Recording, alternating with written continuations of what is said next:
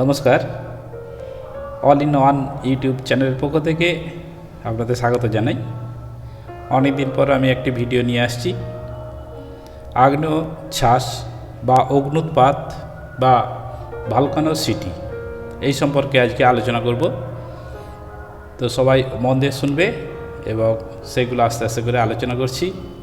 অবশ্যই ভালো লাগবে আশা করছি।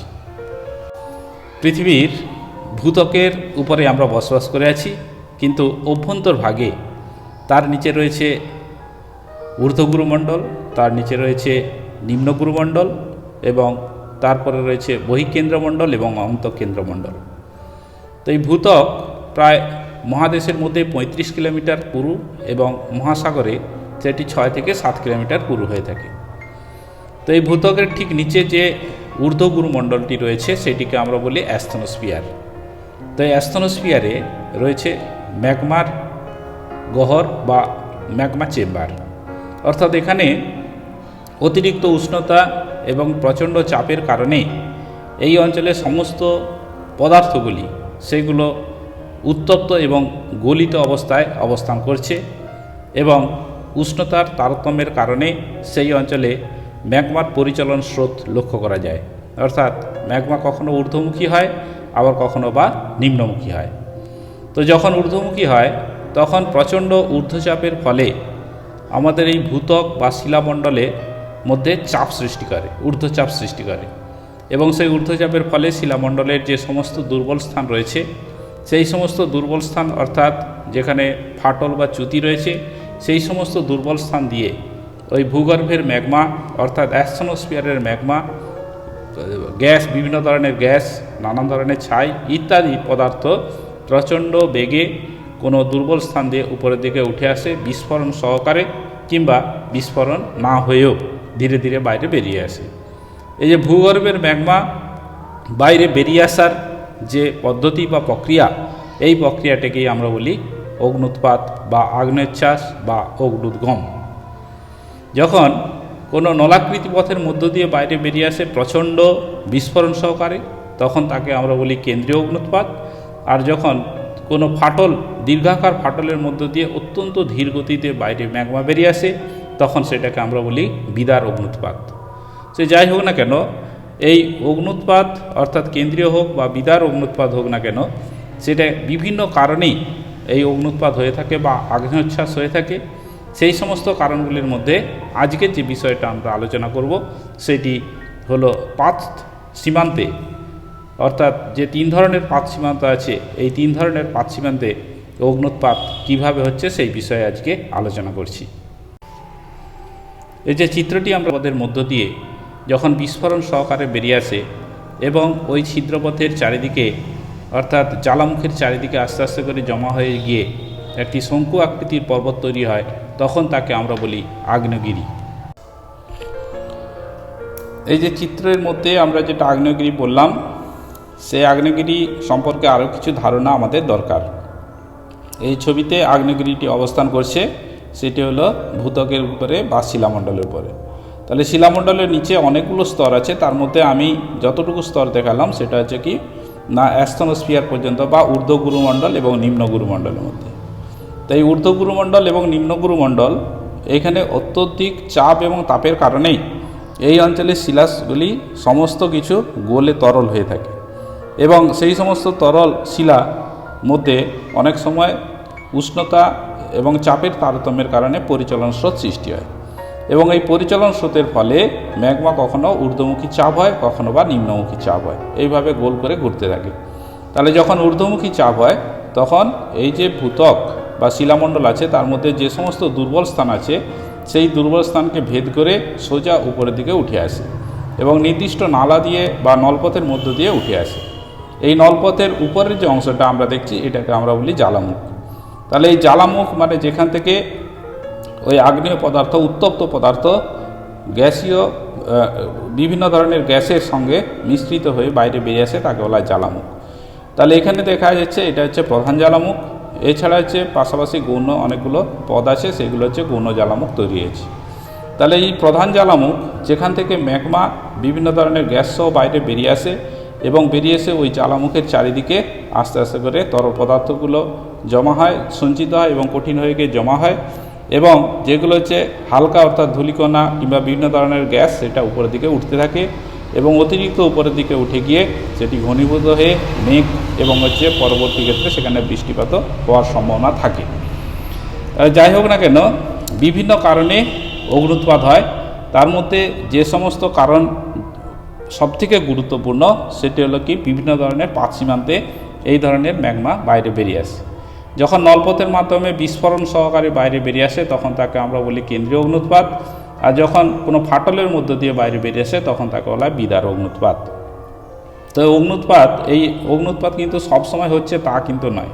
এর প্রকৃতি অনুযায়ী তিনটি ভাগ করা হয়েছে, কখনো বলা হয় জীবন্ত, কখনো বলা হয় সুপ্ত, কখনো বা মৃত আগ্নেয়গিরি বলা হয়।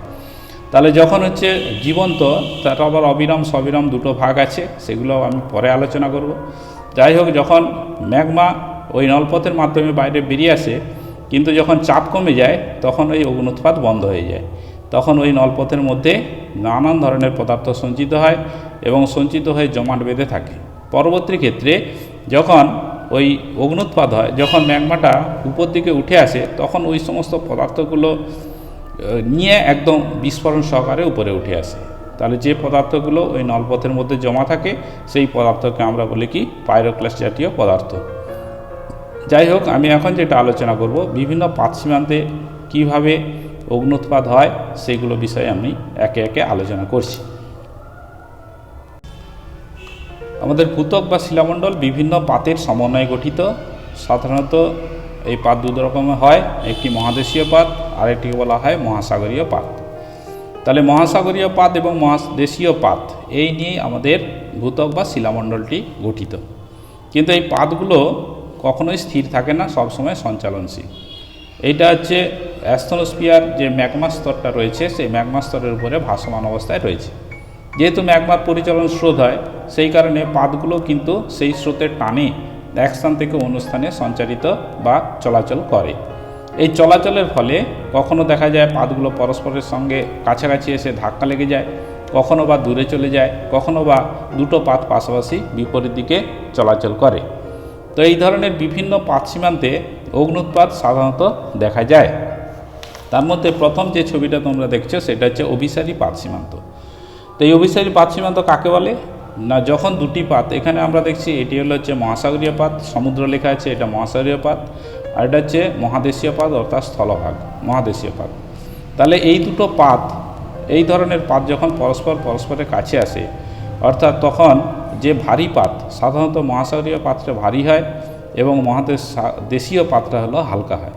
তাহলে দুটো পাত যখন সংঘর্ষ হয় তখন এই সংঘর্ষের ফলে যে ভারী পাতটি সেটা আস্তে আস্তে করে হালকা পাত অর্থাৎ মহাদেশীয় পাতের নিচে প্রবেশ করে এবং যখন খুব ধীরে ধীরে প্রবেশ করে এবং প্রবেশ করতে করতে যখন অত্যন্ত গভীরে চলে যায়, এখানে আমরা দেখছি যখন অ্যাস্থনোস্ফিয়ারের মধ্যে পৌঁছে যায় তখন প্রচণ্ড তাপে ওই যে পাতের অংশটা ঢুকে গিয়েছিল সেই অংশটা আস্তে আস্তে করে গলে যায় এবং গলে গিয়ে ম্যাগমায় পরিণত হয় এবং ম্যাগমায় পরিণত হওয়ার পর তারপর সেটা হচ্ছে যখন আয়তনে বাড়ে এবং প্রচণ্ড চাপ সৃষ্টি হয় তখন সেই চাপের ফলে ওই ম্যাগমাটা, গলিত ম্যাগমাটা আস্তে আস্তে করে উপর দিকে ওঠার চেষ্টা করে, অর্থাৎ ঊর্ধ্বমুখী চাপ সৃষ্টি হয় এবং সেই ঊর্ধ্বমুখী চাপের ফলে এই যে মহাদেশের যে অংশটা আমরা দেখছি মহাদেশীয় পাত, সেই মহাদেশীয় পাতের যে অংশটি হচ্ছে দুর্বল সেই অংশটিকে ফাটিয়ে বা সেটাকে ভেদ করে সোজা উপর দিকে উঠে আসে এবং উঠে এসে সেখানে ম্যাগমা অগ্নুদ্গম হয় এবং অগ্নুৎপাতের সৃষ্টি হয়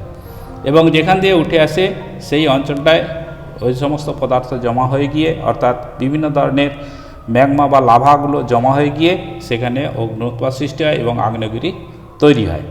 তাহলে এই ধরনের অগ্নুৎপাতের ফলে সাধারণত যেহেতু বিশাল অঞ্চল জুড়ে একটা পাত মানে মহাসাগরীয় পাত বিরাট অংশ জুড়ছে, ফলে যে সমস্ত বিশাল অংশটা হচ্ছে গলে যায়, ফলে ওই যে মহাদেশীয় ওই লাইন বরাবর যদি আমরা ধরি তাহলে দেখা যায় যে একাধিক আগ্নেয়গিরি লক্ষ্য করা যায়।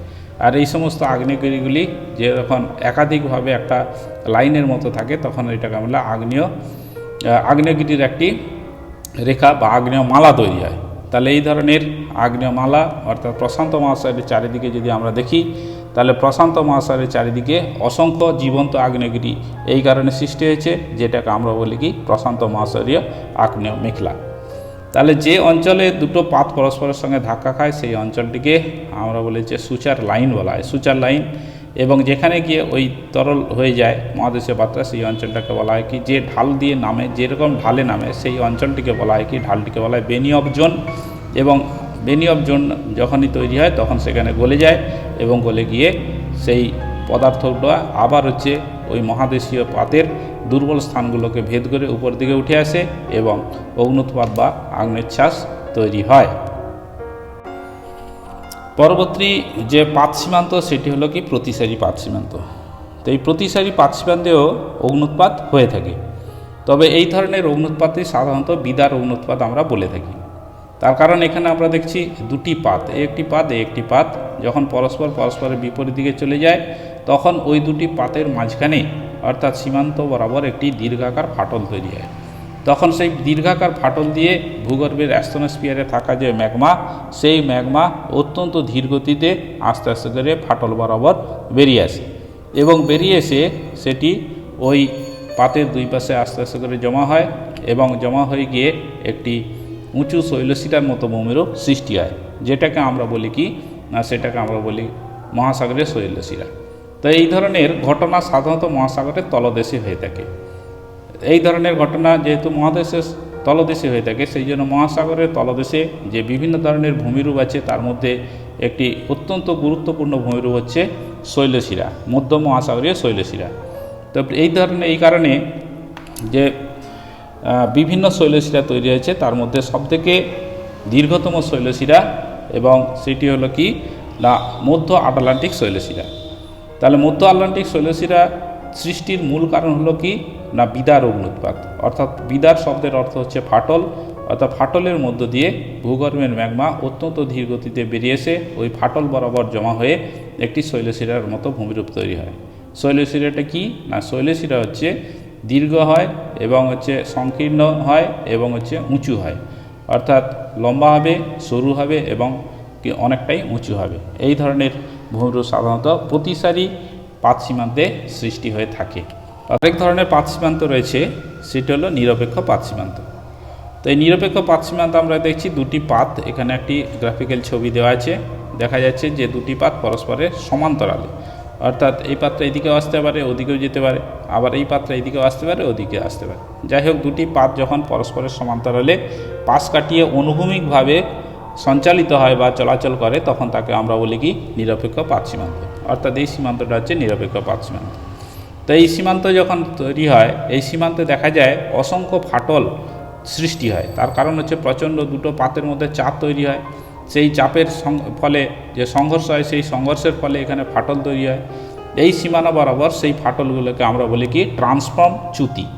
তাহলে এই ট্রান্সফর্ম চ্যুতি মানে হচ্ছে যখন এই চ্যুতি বা ফাটল তৈরি হচ্ছে তখন এই স্থানটা দুর্বল হয়ে পড়ে, তখন এই দুর্বল হয়ে যাওয়ার ফলে ভূগর্ভে থাকা যে ম্যাগমা, সেই ম্যাগমাটা ওই দুর্বল স্থান দিয়ে আস্তে আস্তে করে বাইরে বেরিয়ে আসে এবং এখানেও কিন্তু ওই ফাটল দিয়ে যেহেতু অত্যন্ত ধীরগতিতে বাইরে বেরিয়ে আসে, সেই জন্য এই ধরনের অগ্নুৎপাতকে আমরা বলি বিদার অগ্নুৎপাত। যেমন উত্তর আমেরিকা পাত এবং প্রশান্ত মহাসাগরীয় পাত সীমানায় এই ধরনের ট্রান্সফর্ম চ্যুতি অসংখ্য রয়েছে এবং অসংখ্য জায়গায় এই বিদার অগ্নুৎপাত অর্থাৎ অত্যন্ত ধীর গতিতে ভূগর্ভের ম্যাগমা বাইরে বেরিয়ে আসছে। তাহলে মূলত যেটা আমরা আলোচনা করলাম সেটা হলো তিনটি পাত সীমান্তে কীভাবে অগ্নুৎপাত বা আগ্নেয়চ্ছ্বাস হয়ে থাকে। সেটি হলো কি না অভিসারী পাত সীমান্তে, যেটা আমরা এক্ষুনি আলোচনা করছিলাম, সেটা হচ্ছে অভিসারী পাত সীমান্তে অগ্নুৎপাত। এখানে সাধারণত কেন্দ্রীয় অগ্নুৎপাত হয়ে থাকে, প্রচণ্ড গতিতে বাইরে বেরিয়ে আসে ম্যাগমা। তারপরে যেটা বললাম সেটা হলো কি না প্রতিসারী পাত সীমান্তে হয়ে থাকে, যেটা সাধারণত সমুদ্রের তলদেশে এই ধরনের অগ্নুৎপাত হয়ে থাকে, সেটা হলো বিদার অগ্নুৎপাত অর্থাৎ ফাটলের মধ্য দিয়ে আসে। এবং শেষে যেটা আলোচনা করলাম সেটা হলো নিরপেক্ষ অগ্নুৎপাত অর্থাৎ নিরপেক্ষ পাত সীমান্তে, এখানেও বিদার অগ্নুৎপাত হয়, অর্থাৎ এখানে ট্রান্সফর্ম চ্যুতির মধ্য দিয়ে ভূগর্ভের ম্যাগমা অত্যন্ত ধীরগতিতে বাইরে বেরিয়ে আসে। নিশ্চয়ই আপনারা বুঝতে পারলেন যে বিভিন্ন ধরনের পাত সীমান্ত অঞ্চলে কিভাবে অগ্নুৎপাত হয় এবং ভিডিওটি অবশ্যই আপনাদের উপকারে লাগবে। এবং যদি ভালো লেগে থাকে অবশ্যই একটি লাইক দেবেন, সাবস্ক্রাইব করবেন এবং প্রয়োজনে চ্যানেলটিকে শেয়ার করে আমাকে আরও উৎসাহিত করবেন। এই আশা রেখে আজকে শেষ করছি। নমস্কার।